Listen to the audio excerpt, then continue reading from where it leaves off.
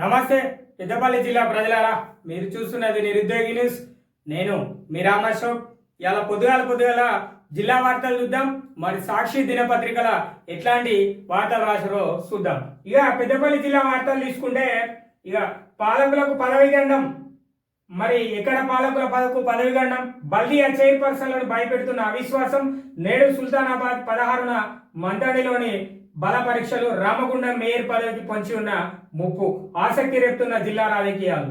మరి ఇక ఇనూరి ప్రజలారా అవిశ్వాసం పెడుతున్నారట. మరి పాలకులకు ఎవరైతే చైర్మన్లు మేయర్లు ఎక్కడున్నారో వాళ్ళందరికీ మన జిల్లాకు సంబంధించి మన మున్సిపాలిటీలు కావచ్చు, మున్సిపల్ కార్పొరేషన్లు కావచ్చు, వాళ్ళ పదవి గండం ఉన్నదట. ఇక ఎట్లా పెడతారట అంటే, వాళ్ళ పార్టీ కార్పొరేటర్లే వాళ్ళు మేయర్ను తీసేస్తాం, లేదంటే చైర్మన్ తీసేసి మేము కొత్త చైర్మన్ ఎన్నుకుంటాం అని చెప్పేసి చెప్తారు. ఇది పనికిరాని ముచ్చట ప్రజలారా. కాకపోతే మన సాక్షాలు పెద్దగా రాసిరు. మరి ఎందుకు రాసిరో కూడా చూద్దాం. ఏంటిది? ఇవాళ సుల్తానాబాద్ మున్సిపల్ కార్పొరేషన్ మున్సిపాలిటీలో పెడతారట. 16 తారీఖున మంటిని మున్సిపాలిటీలో పెడతారట. ఇక రామగుండం మున్సిపల్ కార్పొరేషన్ కు రోజు ఎప్పుడే కార్పొరేషన్ అలా అవి విశ్వాసం పెడతాం, మేయర్ను తీసేస్తాం, డిప్యూటీ మేయర్ను తీసేస్తాం, కొత్త వాళ్ళని ఎన్నుకుంటాం అని చెప్పేసి చెప్తారు. ఇక ప్రజలారా మనం గుర్తుపెట్టుకోవాల్సిన ముచ్చట ఏంటంటే, మున్సిపల్ కార్పొరేషన్ కు సంబంధించి ఇంకా 11 నెలలు. ఇక ఫిబ్రవరి స్టార్ట్ అయ్యి కాబట్టి నిన్న అయ్యాడికి 2వ రోజో 3వ రోజో. ఇక చూడు ముచ్చట. ఇక ఉన్నదండి. ఇక 10 నెలల కోసం కొత్త మేయర్ ఎందుకు మనకు, కొత్త చైర్మన్ ఎందుకు మనకు? అవసరమా? మన పరిపాలన, మనల్ని ప్రజలను పరిపాలించాలి. ప్రజలకు బాధలు లేవా? మీ చైర్మన్లను, మీ మున్సిపల్ కార్పొరేషన్కి సంబంధించిన మేయర్లను ఎన్నుకుంటేనే తిరుగుతారా? ఇప్పుడు 16 తారీఖున బల పరీక్ష మంతిల్ల, ఇవాళ సుల్తానాబాద్లో 16 తారీఖున మంతిల్ల బల పరీక్ష. అంటే ఇప్పుడు వాళ్ళ నాయకులు అందరు ఉన్నారా? పోయి శ్రీధర్బాబు సార్ దగ్గర ఉన్నారు. ఇక మరి చెప్పురు ప్రజలారా. మరి మంత్రి కావచ్చు, సుల్తానాబాద్ కావచ్చు, పెద్దపల్లి అయినా రామగుండమైనా ఏ మున్సిపాలిటీలో పోయినా కూడా అభివృద్ధి పనులు ఎక్కడైనా ఉన్నాయా? ఏడ వేసిన గొంగడి ఆనే కనబడతాను. చెత్త, లేదంటే మురుకాలు వాళ్ళ కుంపటి, లేదంటే రోడ్లు అధ్వాన పరిస్థితులు, అండర్ గ్రౌండ్ అనేది వేసినట్టే వేసిరు. మరి ఎందుకు వేసిరో కూడా తెలియని పరిస్థితి. ఇక వీళ్ళు పెట్టాట. ఇక ఆసక్తి రేపుతానాయట. ఎవరిని ఆసక్తి రేపుతానాయి? ప్రజలను ఆసక్తి రేపుతానాయా? ప్రజలు ఎవరన్నా వీటి గురించి బస్సులో పోంగా, బండి మీద పోంగా, లేదంటే కార్లో పోంగా, లేదంటే నడుచుకుంటూ పోంగా అయ్యో అవిశ్వాసం పెడతారు, ఎందుకు పెడతారు, అయ్యో బిడ్డ అని ఆలోచన చేస్తారు. పనికిరాని ఆలోచన. ఓన్లీ ఎవరైతే కార్పొరేటర్లు ఉంటారో, ఎవరైతే కౌన్సిలర్లు ఉంటారో వాళ్ళకు మాత్రమే అవసరం ఇది. మనం మొన్నట్లా చదివినాం. రామగుండం మున్సిపల్ కార్పొరేషన్ లో ఆ మేయర్ ఏదో బహుమతులు ఇస్తా అన్నాడు, అందుకే ఇయ్యలేదే, అదే ప్రధాన కారణం అని ఇదే సాక్షి పేపర్లో మనం గత వారం క్రితం చదువుకున్నాం. మన ఛానల్లోనే చెప్పుకున్నాం. ఇది ఇప్పుడు ఇక ఇవాళ పాలకులకు పదవి గండం అని చెప్పేసి అన్న ఏం చేసిండంటే అన్నిటి గురించి రాసిండు. ఇక ఎట్లున్నదని అంటే, అప్పన్నపేటలో నెగ్గిన అవిశ్వాసం. ప్రాథమిక వ్యవసాయ శాఖ కార్యదర్శి సహకార పరపతి సంఘం చైర్మన్ దాసరి చంద్రారెడ్డి మాజీ ఎమ్మెల్యే బంధుపై సోమవారం పెట్టిన అవిశ్వాసం నెగ్గింది. నాటకీయ పరిణామాల తర్వాత చైర్మన్ గా ఎన్నికైన సంపత్ కాంగ్రెస్ గుడికి చేరింది. వీళ్ళు కాంగ్రెస్ లో పోవడానికి అన్ని ప్రయత్నాలు చేసేది ఏం లేదు. పార్టీ మార్పు మారాలంటే ఏదో ఒక రకంగా పోవాలి. ఇప్పుడు ఈయన మొన్నటిదాకా టీఆర్ఎస్ లోనే ఉన్నాడు కదా. ఇప్పుడు టీఆర్ఎస్ లో ఉండి ఈ దాసరి చంద్రారెడ్డి మీద ఎందుకు అవిశ్వాసం పెట్టిర్రు? మరి ఈయన ఏం తప్పులు చేయాలి? ఇప్పుడు ఈయన తప్పులు చేయకుండా ఉంటాడా అచ్చినాయన? మరి వీటి గురించి ఆలోచన చేయాలి. మరి గత తప్పుల గురించి ఎవరు చెప్పాలి మీకు? దొంగ చేతికి తాళాలు ఇస్తే దొంగతనం చేయడు అనే విషయం అందరికీ తెలుసు. మరి దీని గురించి ఎవరైనా ఆలోచన చేస్తారా? చేయరు. ఆ పార్టీ వాళ్ళే మళ్ళీ గెలిచి ఆయన కాంగ్రెస్ పార్టీలకు పోయిందట. ఇక ఓడితో ఏమైతుంది పాపం. అక్కడ ఉన్న స్థానిక ఎమ్మెల్యే విజయరామనారావు ఇక సారేమనుకుంటాడా, మావాడే మా పార్టీ వాడు అంటే ఇక మీరు తినచ్చు. మీరు ఇక ఏమన్నా మిగులితే ప్రజల పైసలు అంటే ప్రజా సొమ్ము, రాష్ట్ర బడ్జెట్లు ఏదైనా పెడితే అవి మీరు ఆంఫర్ట్ చేసుకోవచ్చు. ఇక మిమ్మల్ని అడగరా? ఈ 11 నెలలు మీరు ఏం చేసినా కూడా అడగరా? మరి కేవలం అధికారం కోసమే పోతారా? ఏం అర్థం చేసుకుంటారు? మీరు మీ రాజకీయ అభివృద్ధి కోసం తప్ప ప్రజల కోసం పోతారు అన్నది అయితే లేదు. పాప మంచి పని చేసిండు. ఏది వ్యవసాయ సహకార పరపతి సంఘం చైర్మన్ మీద పెట్టారు కదా. మరి మీ చైర్మన్ ఉన్న పరిస్థితి ప్రాంతాలలో ఏం సమస్యలు లేవా? 4 ఏళ్ల నుంచో 3 ఏళ్ల నుంచో ఆయన ఎత్తాడు కదా, అప్పటి నుంచే రాని సమస్యలు చివరి నిమిషాలలో వచ్చినాయా, చివరి నెలలలో వచ్చినాయా?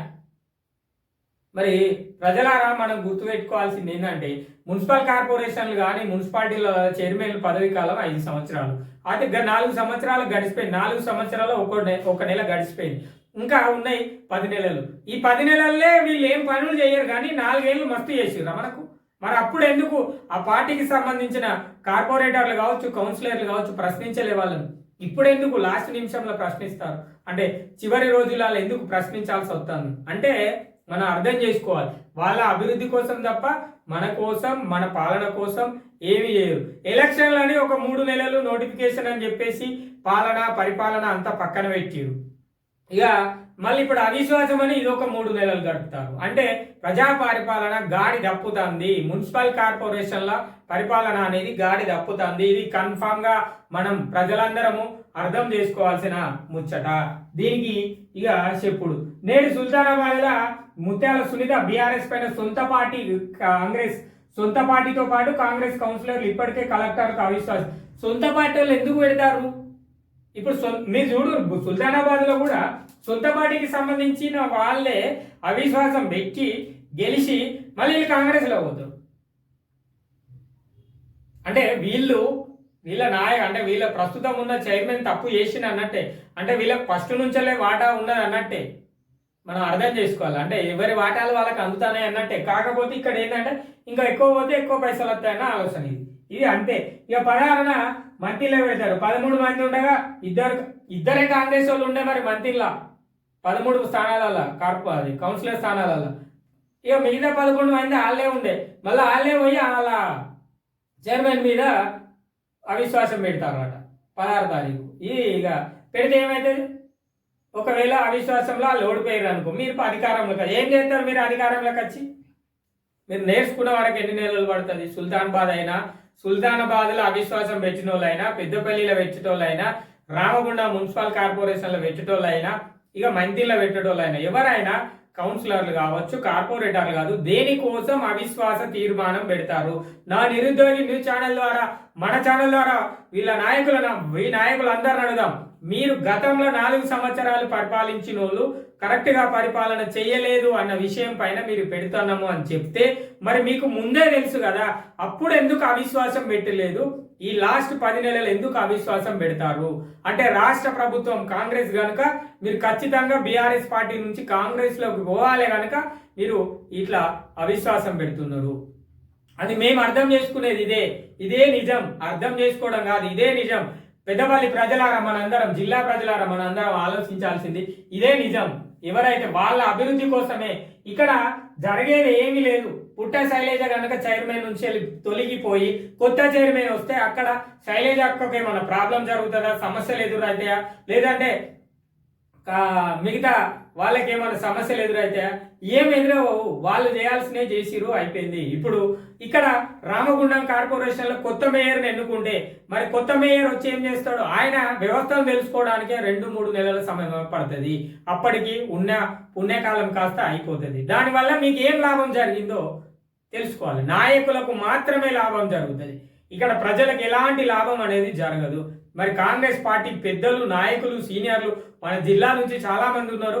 ఇట్లాంటి వాటి గురించి ఆలోచన చేయరు. ప్రజాపాలన చేస్తున్నాం, ప్రజలపై ప్రజాప్రభుత్వం ఇదే అని చెప్పేసి చెప్తున్నారు. మరి మన జిల్లా ఇన్ఛార్జ్ మినిస్టర్ కూడా ఉన్నారు. మరి ఒకసారి ఆలోచన చేయరు సార్, ప్రభుత్వం మీద అని చెప్పేసి చెప్తున్నారు. వాళ్ళు తప్పు చేసిరు అని మీరే చెప్తున్నారు. బీఆర్ఎస్ పార్టీ వాళ్ళు తప్పు చేసిరు కింది స్థాయి నుంచి పై స్థాయి వరకు అని. వాళ్ళని అదే స్థానంలో ఉండనివ్వండి. వాళ్ళు ఎంత తప్పు చేశారో ప్రజల ముందుకు తీసుకురండి. అప్పుడు ప్రజల ద్వారా లేదంటే ప్రజలకు చూపెడుతూ వాళ్ళు చేసిన తప్పులేంటిదో మీరు నిరూపించుర్రి. ఇంతేగాని అవిశ్వాసం పెట్టి అక్కడ చైర్మన్లను, మేయర్లను, కౌన్సిలర్లను మారితే మనకు ఎలాంటి లాభం, ప్రజలకు మాత్రం ఎలాంటి లాభం అనేది జరగదు. ఇది ఉట్టి ముచ్చటనే అని చెప్పుకోవాలి, వాళ్ళ అవసరాలకు అనేది చెప్పుకోవాలి. ఇక పుట్టామదును వెంటాడుతున్న అవిశ్వాసం ముప్పు. జిల్లాలో 13 మంది జెడ్పీటీసీలు ఉండగా బీఆర్ఎస్ నుంచి 11 మంది, కాంగ్రెస్ నుంచి 2 గెలుపొందారు. మరి అసెంబ్లీ ఎన్నికల సందర్భంగా బీఆర్ఎస్ ను పార్టీకి చెందిన పాలకుర్తి జడ్పీటీసీ కందుల సంధ్యారాణి జడ్పీ బీజేపీ, మరి పెద్దపల్లి జడ్పీటీసీ బండారి రామూర్తి బీఎస్పీలో చేరారు. అదేవిధంగా ఓదెల జడ్పీటీసీ గంటా రాములు కాంగ్రెస్ నుంచి బీఆర్ఎస్ లోకి చేరారు. దీంతో బీఆర్ఎస్ లో ప్రస్తుతం 10 మంది, కాంగ్రెస్, బీజేపీ, బీఎస్పీలో ఒక్కొక్కరు ఉన్నారు. అయితే మంత్రి శ్రీధర్ బాబు అండతో పుట్టా మధుపై అవిశ్వాసం తీర్మానం ప్రవేశపెట్టేందుకు బీఆర్ఎస్ సభ్యుల సంతకాలు సేకరించారు. అవిశ్వాసం నెగ్గేందుకు 7 సమావేశం నిర్వహించేందుకు 9 మంది సభ్యుల సంఖ్యాబలం అవసరం. అయితే అప్రమత్తమైన పుట్టా మధు తనతో పాటు 4 సభ్యులను ప్రత్యర్థి శిబిరంలోకి జారిపోకుండా అడ్డుకోవాలని చైర్మన్ వ్యతిరేక శిబిరంలో 8 మంది సభ్యులే ఉండడంతో అవిశ్వాసం ముందుకు కదలలేదు. ఇక చైర్మన్ తో పుస్కూరి పద్మజ, ఆముల నారాయణ, తగరం సుమలత, గంటా రాములు ఉన్నారు. వీరిలో ఒకరు తమ వైపు తిప్పుకునేందుకు కాంగ్రెస్ పార్టీ పావులు కలుపుతుంది. పుట్టా మధును పదవి నుంచి దించేందుకు మంత్రి శ్రీధర్ బాబు పదవిని కాపాడుకునేందుకు పుట్టా మధు ఎత్తుకు పై ఎత్తులు వేసుకుంటూ చర్చనీయాంశంగా మారిందని చెప్పుకోవాలి. ఇప్పుడు జడ్పీ చైర్పర్సన్ మార్చి సార్ ఏం చేస్తాడో నాకు తెలియదు, కానీ ఇప్పుడు ఎందుకు సారు ఈ చైర్మన్ సార్ను మార్చుడు? మనం మార్చి ఏమన్నా సాధించేది ఏమన్నా ఉన్నదా సార్? మరి మీకు సంబంధించిన కొత్త చైర్మన్ కనుక పెడితే ఏమన్నా అక్రమాలు జరగకుండా ఉంటాయా సార్? మరి మీరు ప్రజలకు చెప్పుర్రి, లేదంటే మీరు అందరూ ఎక్కడైతే అవిశ్వాసం పెట్టి బీఆర్ఎస్ పార్టీలను మారవాలనుకుంటున్నారో వాళ్ళందరి తరఫున ఎవరైతే మారుదాం అనుకున్న నాయకులు ఉంటారో వాళ్ళు పత్రం రాసిరు ప్రజలందరికీ ఏమని, మేము ఇప్పుడు ఎవరినైతే చైర్మన్ గా ఎన్నుకుంటున్నామో లేదంటే ఎవరినైతే మేయర్ గా పెడతామో వాళ్ళు ఎలాంటి తప్పులు చేసినా కూడా మాదే బాధ్యత అని చెప్పేసి ప్రభుత్వం తరఫున ప్రజలకు రాసియుర్రి, లేదంటే ప్రజలకు చెప్పుర్రి, మీడియా ముందు కూర్చొని ప్రెస్ మీట్ పెట్టి చెప్పుర్రి, అప్పుడు మారుర్రి. ఎందుకు సారు మనకు పనికిరాని ముచ్చట? అది పనికిరాదు అన్న విషయం మీకు తెలిసి దాన్ని పెద్దగా ఆలోచన చేస్తున్నారు. ఇది ఒక చిన్న విషయము. ఇక్కడ అవిశ్వాసం పెడితే మధు సారు చేసిన తప్పులు మనకు దొరకవు. మీరు ఆలోచన ఏవిరు సారు? మరి ఎందుకు శ్రీధర్ బాబు సార్ మీరు ఇట్లాంటి ఆలోచన చేస్తారో నాకైతే అర్థం కాలేదు. ఇక్కడ ఇలా ఆ టాపిక్ ఒక ముచ్చట ఉంటుంది. కందుల సంధ్యారాణి బీజేపీ, మరి ఈమె జెడ్పీటీసీ పాలకుర్తి నుంచి గెలుపొంది తర్వాత రామగుండం నియోజకవర్గంలో బీజేపీ తరఫున ఎమ్మెల్యే అభ్యర్థిగా పోటీ చేసింది.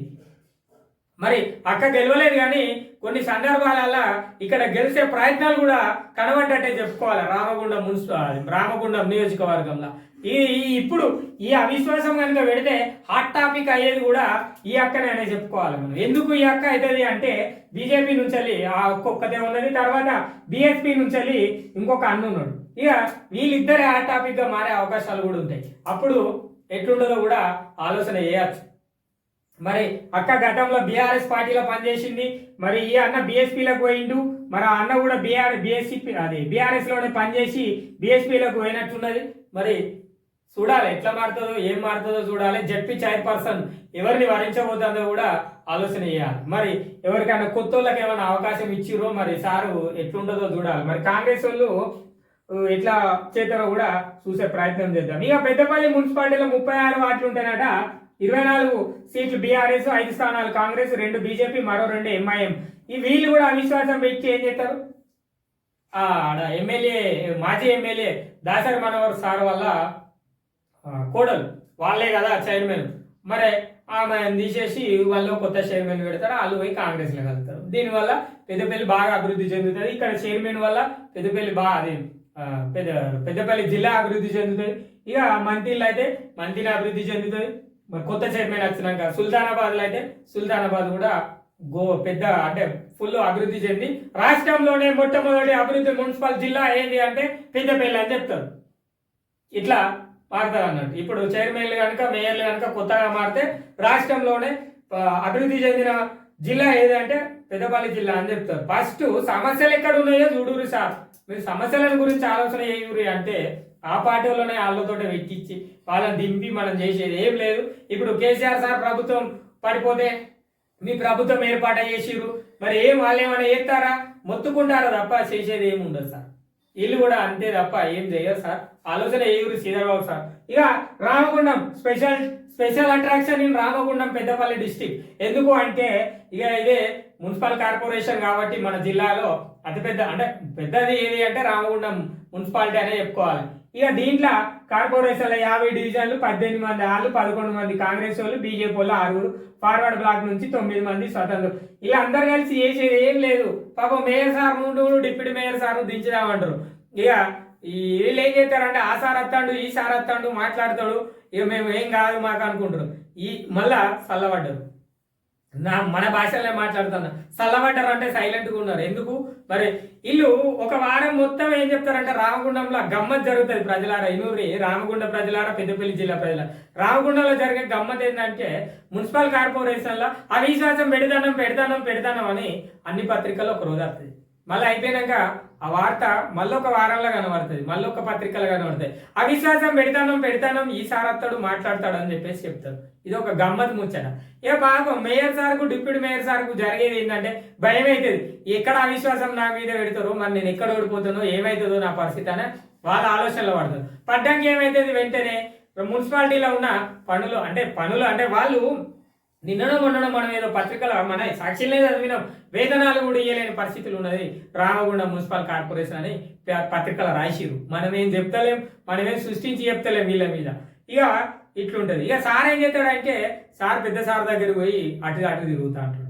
ఇక అటు తిరుగుతా అంటే ఇక్కడ వాళ్ళ బాధల వాళ్ళకన్నా చెప్పాలంటే మనం కమిషనర్ సార్కి చెప్పాల్సి ఉంటుంది. ఇక కమిషనర్ సారు అన్ని బాధలు తీర్చలేడు కదా, కొన్ని నాయకులు కూడా తీర్చే బాధలు ఉంటాయి కదా, వచ్చి చూసి ఎట్లా ఉంటుంది రిప్రజెంట్ అంటే దాని ప్రభుత్వానికి చెప్పే విధానం ఎవరి ద్వారా చెప్పాలి, నాయకుల ద్వారానే మనం చెప్పాలి. అయితే డివిజన్లో అయితే కార్పొరేటర్ చెప్తే కార్పొరేటర్ మేయర్ చెప్తాడు, మేయర్ పోయి డిప్యూటీ మేయర్ నుంచి మేయర్ నుంచి కమిషనర్ చేస్తాడు. లేదంటే ఇక ఇప్పుడు మనం లేటెస్ట్ వర్షన్ కాబట్టి అప్డేట్ సిమ్ములం కాబట్టి మనం ఏం చేస్తాం, డైరెక్ట్ కమిషనరు లేదంటే వాట్సాప్ గ్రూపులలో పెట్టడం. మా దగ్గర ఇది అయింది అదైంది అయ్యేదో నాకే పెట్టుర్రి, నేను కూడా చూపెడతా, కలెక్టర్ సార్ దాకా పోయే ప్రయత్నం చేద్దాం, మనం మరి అభివృద్ధి కూడా చేసుకునే ప్రయత్నం చేద్దాం.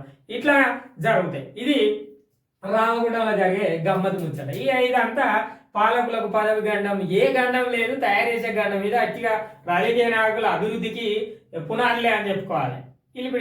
ఇప్పుడు ఈ 10 నెలలు గెలిచి చేసేది ఏం లేదు. వీళ్ళు పెట్టి క్యాంపులలో 16 తారీఖు వచ్చి అక్కను కానీ, ఇక్కడ పుట్టామద్ అన్నను కానీ, ఇంకెవరు సుల్తానాబాద్ అని ఎవరైనా కూడా ఏ రాష్ట్రంలో ఎక్కడ అవిశ్వాస తీర్మానం పెట్టినా కూడా దండగా ముచ్చటనే. ఎందుకు దండగా ముచ్చట అంటే చెప్పిన ఇప్పుడే వాళ్ళే పోయినాక మనం ఏమనుకుంటాం, మాజీ మేయర్ చేసిండట, మాజీ కార్పొరేటర్ చేసిండట, మాజీ చైర్మన్ చేసి మాజీ కింద పోయినప్పుడు ఆయనను మనం లెక్క పెట్టే పరిస్థితులు ఉండవు. అప్పుడు మనకు అక్కడ జరిగిన తప్పులు అనేవి దొరకవు. వాళ్ళని అదే స్థానంలో కూర్చోవచ్చి ఇక్కడ పైసలన్నీ ఏమైనాయి, ఎక్కడికి పోయినాయి, ఎవరికి ఖర్చు పెట్టినావు, ఎక్కడ ఖర్చు పెట్టినావు, ఎట్లా ఖర్చు పెట్టినావు అనేది అడుగురు. అప్పుడు దొంగ ఎందుకు దొరకడు? అది పబ్లిష్ చేయండి, ప్రజల ముంగడ పెట్టుర్రి, లేదంటే మీడియా ద్వారా తెలియజేయుర్రి. సోషల్ మీడియా కాదు, మళ్ళా సాటిలైట్ ఛానల్స్ ఉన్నాయి, దినపత్రికలు ఉన్నాయి, ఎన్నో దినపత్రికలు పబ్లిషింగ్ అయ్యేటి, వాటి ద్వారా చెప్పుర్రి. ఈ అవిశ్వాసం పెట్టి ఆ దొంగను మనం పక్కకు జరుపుతామని అర్థం చేసుకోవాలి. ఇది జరిగే పద్ధతి. ఇక రైల్వే స్టేషన్ మేనేజర్కు నోటీస్. ఎందుకు? నోటీసును అందిస్తున్న ప్రతినిధులు కేంద్ర ప్రభుత్వం అనుసరిస్తున్న కార్మిక వ్యతిరేక విధానాలను నిరసిస్తూ ఈ నెల 16న చేపట్టే అఖిల భారత సమ్మెలో రామగుండం రైల్వే కాంట్రాక్ట్ కార్మికులు పాల్గొంటారని సిఐటియు నాయకులు ఆయనకు ఇచ్చేసారు. వాళ్ళు 16వ తారీఖు రోజు ధర్నా చెప్తున్నారని 3 రోజుల నుంచే చెప్తున్నారు మనకు. సదాశివం ఫౌండేషన్ కార్యవర్గం చేంజ్ అయిందట, సదాశివం కొత్త కార్యవర్గం పెట్టేసిరు అని చెప్పేసి చెప్తున్నారు. కొత్త వర్గం నుంచి కూడా కొత్త వాళ్ళని ఎన్నుకున్నారు అని చెప్పేసి మనకు చెప్తున్నారు. కాంగ్రెస్ గతమంతా మోసమే, అధికారంలోకి వస్తామని అనుకోలేక ఆగం కార్యకర్తలను ముట్టుకుంటే ఆందోళనలు. మంత్రులలో బీఆర్ఎస్ ఎమ్మెల్సీ మధుసూదనాచారి. ఇక మధుసూదనాచారి నిన్న మంత్రిల మీటింగ్ పెట్టిండు. దీనికి ఇక్కడ ఎవరు ఉన్నారంటే మదన్ ఉన్నాడు, ఈశ్వర్ సార్ కూడా ఉన్నాడు, మధుసూదనాచారి కూడా ఉన్నాడు, ఎమ్మెల్సీ మధుసూదనాచారి. వీళ్ళందరూ కలిసి మీటింగ్ పెట్టి ఏం చెప్పారట అంటే అధికారంలో కాంగ్రెస్ వస్తుంది అనుకోలేదట. మీరు అనుకున్నారా మీరు గెలుతారని? మీరు కూడా అనుకోలేదు గెలవమని. ఎట్లా మేము గెలవమని మీరు సైలెంట్గా ఉన్నారన్న ముచ్చట జనాలందరికీ తెలుసు. మీరు కార్యకర్తలను ముట్టుకుంటే అందులో ఎందుకు మిమ్మల్ని ఎవరు ముట్టుకోరయ్యా? మీ బీఆర్ఎస్ పార్టీలో ఎవరు ఎక్కడ ముట్టుకోరు. అవిశ్వాసాల ద్వారా లేకపోతే మీరు చేసిన అక్రమాలు అంటే మీరంటే మీరే కాదు, రాష్ట్రంలో పార్టీ తరఫున పాల్గొని మరి ప్రభుత్వాన్ని మోసం చేస్తూ ప్రజలను మోసం చేస్తున్న అక్రమార్కులను గురించి కాంగ్రెస్ పార్టీ కొట్లాడుతుందని చెప్తాను. మరి ఇలా పార్టీ కార్యకర్తలను ఎవరు ముట్టుకోరు, ఎక్కడ ఏ గొడవలు ఉన్నాయి, ఎవరు ముట్టుకోరు, ఎక్కడ ఏ గొడవలు ఉన్నాయి, ఎక్కడ కూడా ఏం గొడవలు జరగలే కూడా. ఓన్లీ హైదరాబాద్లోనే జరుగుతాయి. అది ఎందుకు జరుగుతాయి అంటే అక్కడ అన్ని విలువలు ఎక్కువనే కనుక. ఇక నంది రిజర్వాయర్లోకి గోదావరి జలాలు ధర్మపురంలో ఎల్లంపల్లి గోదావరి జలాశయం నుంచి ఒక పంపును నందిమేడారం దగ్గర పెట్టిరు. ఆ రిజర్వాయర్కు నీళ్ళు వచ్చినాయని చెప్పేసి చెప్తారు.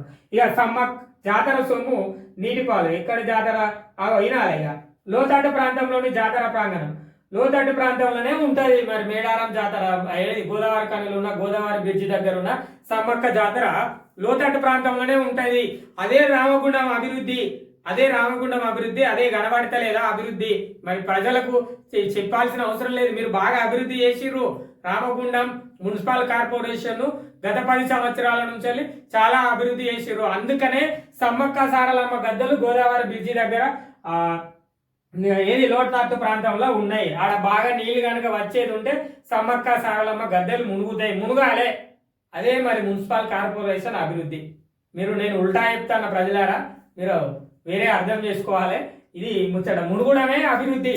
ఏ ప్రాంతమైనా మునిగిపోతేనే అక్కడ ప్రభుత్వం కానీ నాయకులు కానీ అభివృద్ధి చేసినట్టు.